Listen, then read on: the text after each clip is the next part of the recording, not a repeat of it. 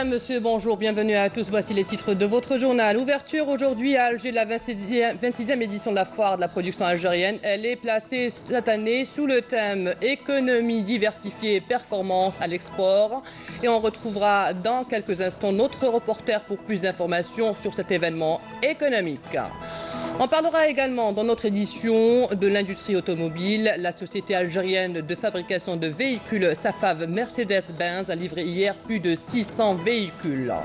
Le développement de l'agriculture dans notre édition, on s'intéressera aux nouvelles techniques de production introduites par un groupe d'agronomes dans la wilaya de Tipaza pour une production quantitative et surtout qualitative.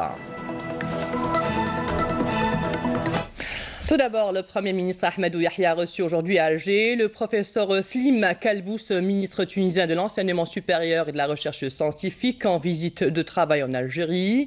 L'audience s'est déroulée en présence du ministre de l'enseignement supérieur et de la recherche scientifique, Tahar Hadjar.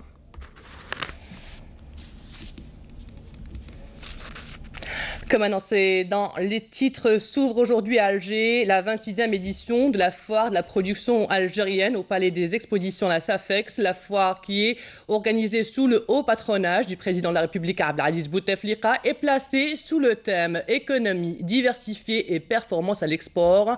La foire de la production algérienne sera inaugurée cet après-midi par le Premier ministre Ahmadou Yahya en compagnie des membres du gouvernement. Et pour l'heure, partant directement au Palais des Expositions, retrouvez notre reporter Amina Zahouf. Amina, bonjour. Comment se prépare donc cet événement?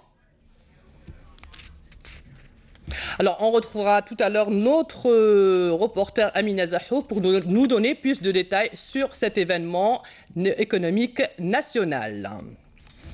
Place maintenant à l'industrie automobile. Pas moins de 638 véhicules produits par la société algérienne de fabrication de véhicules Safav Mercedes-Benz, Dain Bouchrif, dans la wilaya de Tiaret, relevant du ministère de la Défense nationale, ont été livrés hier, mercredi. Manaboutouaba.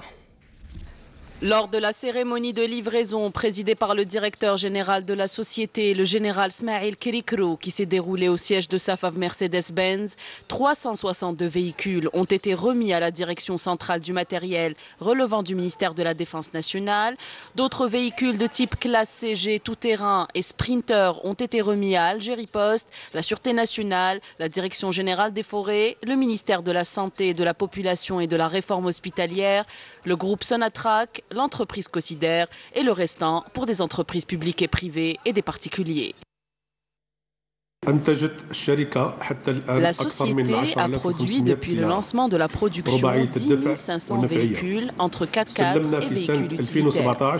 Nous avons remis en 2017 4 000 véhicules, dont 1 300 tout-terrain.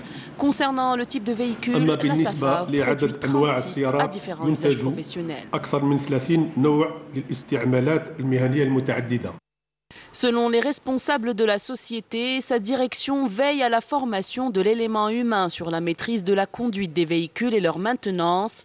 Safav Mercedes-Benz compte d'ailleurs produire d'autres types de véhicules en 2018, dont le véhicule classe CG de 2 chambres après la production d'un type de véhicule de lutte contre les feux de forêt. Il est prévu également, entre la fin 2018 et le début 2019, la production d'un autre type de véhicule Sprinter qui sera lancé en fabrication en Allemagne en 2018.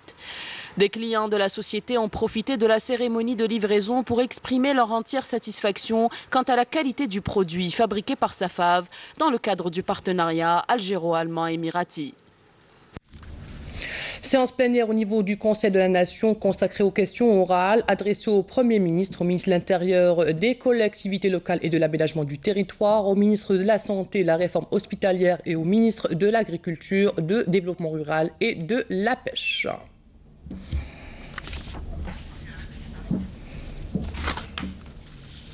Parlons maintenant de l'industrie pétrolière. Comme vous le savez tous, pour l'extraction du brut pétrolier, il nécessite une force, celle des gaz et de l'eau. L'exemple dans la wilaya d'Ilizi, où l'eau est réinjectée dans les puits pétroliers pour le boosting de l'or noir. Sofiane Assous. L'économie de l'eau et la préservation de sa qualité dans les activités pétrolières a été au centre d'une journée d'information organisée à Ain Amines à l'initiative de l'Agence nationale de gestion intégrée des ressources en eau.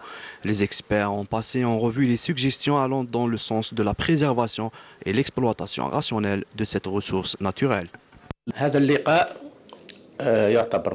Cette rencontre est importante puisque nous abordons l'utilisation des ressources hydrographiques dans le domaine des hydrocarbures d'une manière économique et rationnelle, notamment avec l'augmentation de la demande des entreprises pétrolières.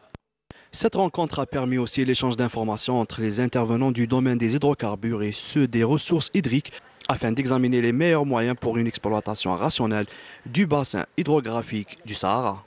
Le but ultime de cette rencontre avec nos partenaires dans le domaine des hydrocarbures est de mettre au point les moyens à même d'épargner le gaspillage et la déperdition des ressources en eau. C'était une rencontre très fructueuse et nous avons partagé avec eux le travail de l'Agence nationale de gestion intégrée des ressources en eau en coordination avec l'Agence du bassin hydrographique du Sahara concernant le recensement des puits utilisés dans l'industrie pétrolière. Nous avons passé en revue l'ensemble des puits utilisés dans l'industrie pétrolière, évalués à 573 puits, avec un débit global estimé à 450 910 mètres cubes par jour. Le recyclage de l'eau et la réexploitation des eaux usées traitées par les travaux de forage en vue d'économiser les eaux souterraines sont autant de solutions recommandées pour la préservation de cette ressource naturelle précieuse pour les générations futures.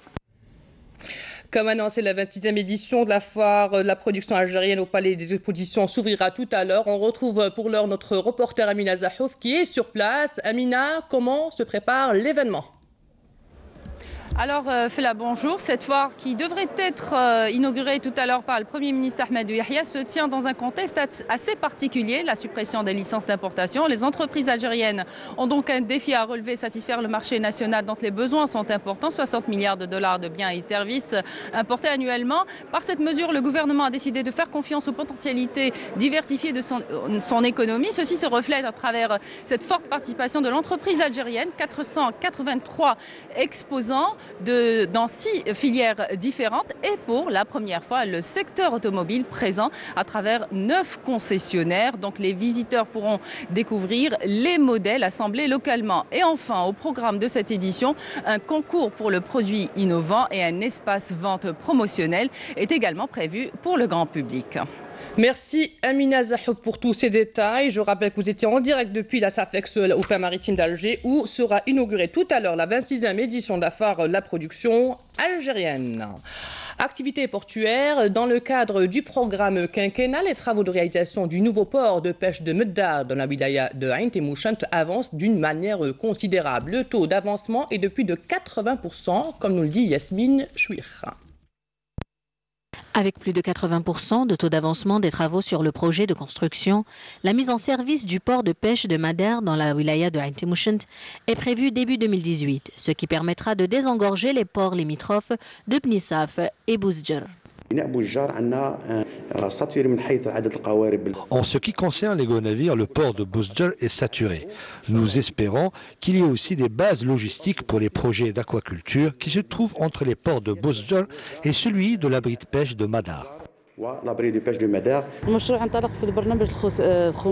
Ce projet a débuté dans le cadre du programme quinquennal avec une enveloppe de 3 milliards de dinars algériens. C'est un port de pêche avec une capacité d'accueil d'une centaine de postes. Ce projet attire déjà un nombre important d'investisseurs dans le secteur de la pêche qui voient là une bonne opportunité de faire évoluer leurs projets personnels.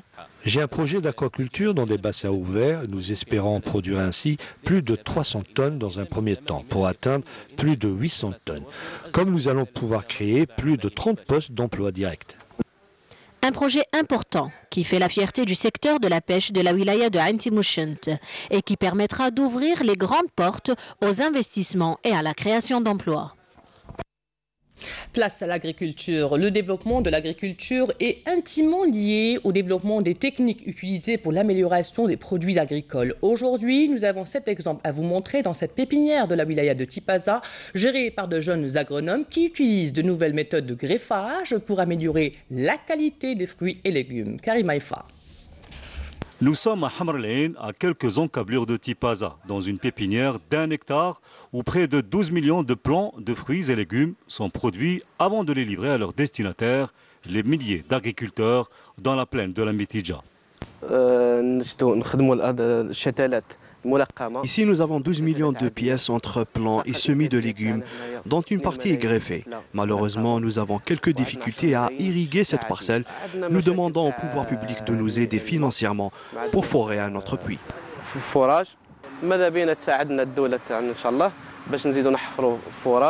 Dans cette petite unité de la pépinière, on procède tous les matins au traitement des semis et plants avant de les greffer avec des essences plus résistantes aux maladies.